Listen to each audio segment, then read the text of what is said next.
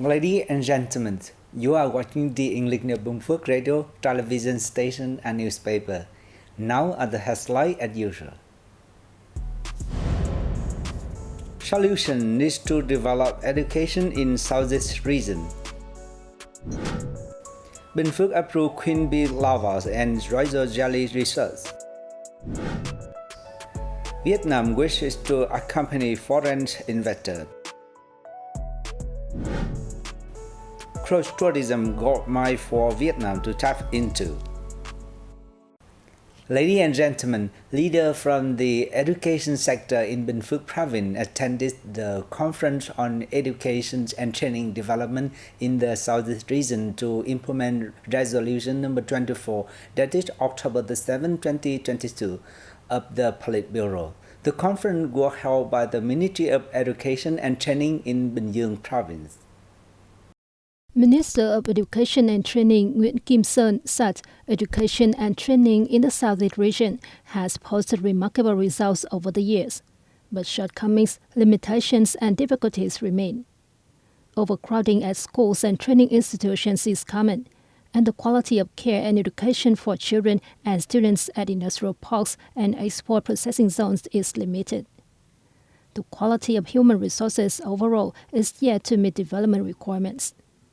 The Ministry of Education and Training hopes to work with localities to identify the current picture of education in the Southeast region and propose solutions for development to 2030 with a vision to 2045. Representatives from southeastern provinces delivered speeches to the conference on the process of training local human resources and discussed how to resolve the existing difficulties in education and training in the region and the possible solutions.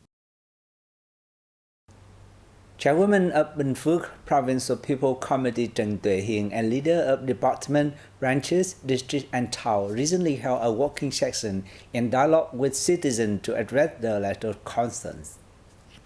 Ms. Trần Tuệ Hiền, chairwoman of the Provincial People's Committee, and leaders of the departments, branches, districts and towns met with and listened to complaints from local households. Complaints are mainly centered around land, such as the issuance of land use certificates and site compensation and resettlement policies.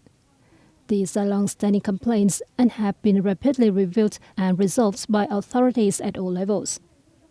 Leaders of districts, towns, cities, and relevant departments answered questions and asked local people to agree with solutions from authorities at all levels. Ms. Hiền noted that districts, towns, and functional sectors must review the legal basis, apply policies, and resolve specific questions from people, while at the same time correcting working methods and minimizing excessive and long-standing complaints. Vice Chairwoman of the Provincial People Committee and Chairwoman of the Science and Technology Council of Bình Phước Province, Trần Tuyết Minh, had chaired a meeting of the Advisory Council to evaluate and approve the provincial project entitled Technology to Produce Finishes, Product and Food Supplement from Queen Bee Larvae and Royal Jelly for the second time. Project Manager Phạm Thị Lê Hương presented additional research results, met requirements, and heard suggestions from the Council at the first meeting. The results of the second study found that royal jelly and fresh queen bee liver harvested in Bình Phước are of good quality, with high nutritional and biological values that meet Vietnamese and international standards. They are a very good source of raw materials for Bình Phước, which needs deeper processing to create high-value products. The process of producing queen bee liver powder in the project was successfully transferred by the Institute of Food Industry to the Bình Phước Honey Bee Trust Company. Vice Chairwoman Trần Tuyết Minh asked the Project Management Board to continue to add the latest standards on product evaluation criteria, and then send it to the Department of Science and Technology for approval.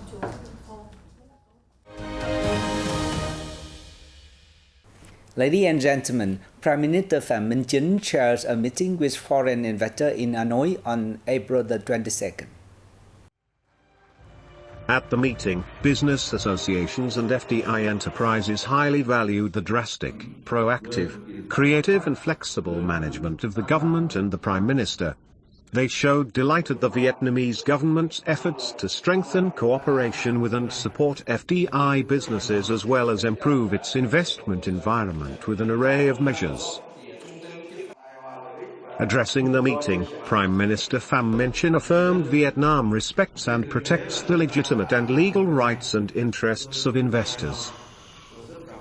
He hailed the determination and effective operations of foreign firms in Vietnam, highlighting the Vietnamese government's wish to listen to, understand and accompany foreign investors. Prime Minister Chin said that the party and state always consider the foreign invested sector one of the important part of the national economy.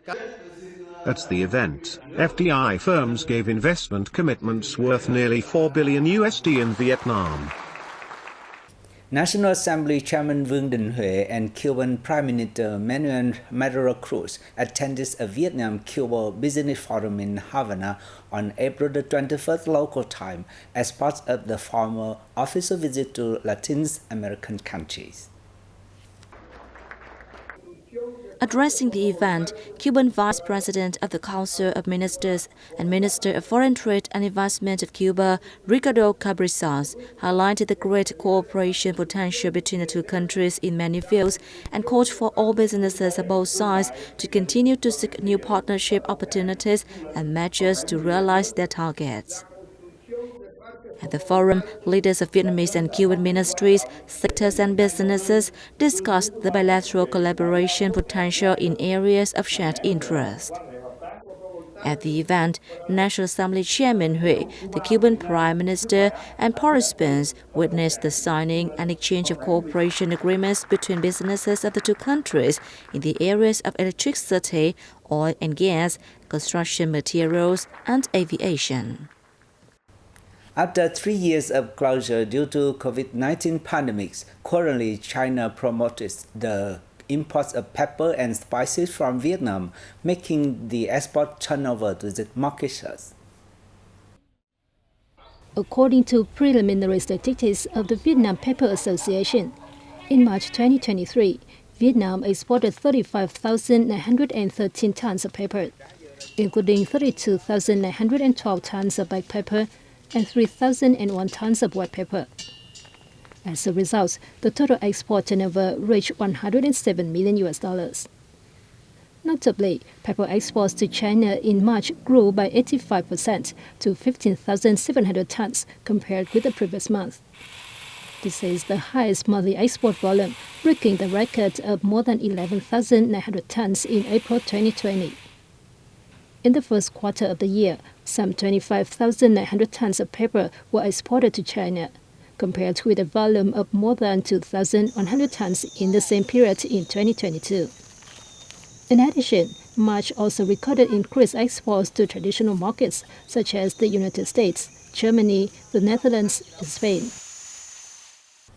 Ladies and gentlemen, Vietnam witnessed a significant increase in the number of international tourist arrivals by sea in the first quarter of 2023, showing that cruise tourism had great potential for further development in the Southeast Asian nation. According to the General Statistics Office, in March, international arrivals to Vietnam by sea rose more than 2.8 times as compared to the previous month. In the first 3 months of the year, Vietnam welcomed 33,700 cruise passengers. Since the beginning of 2023, many cruise ships carried thousands of international tourists to localities across Vietnam. In late February, Spectrum of the Seas, one of the world's top 10 most luxurious cruise ships, docked at Tân Cảng Cái Mè Port in Bà Rịa Vũng Tàu province. According to Vietnam's tourism development strategy in 2020, with a vision to 2030, the country is giving priority to developing sea and island tourism. Vietnam has a favorable geographical position on the regional maritime route. The country also boasts a coastline of 3,260 kilometers, with more than 4,000 islands and many famous scenic spots, as well as time-honored historical and cultural sites. And that is for this edition of BPTV News. Thank you very much for watching and see you next time.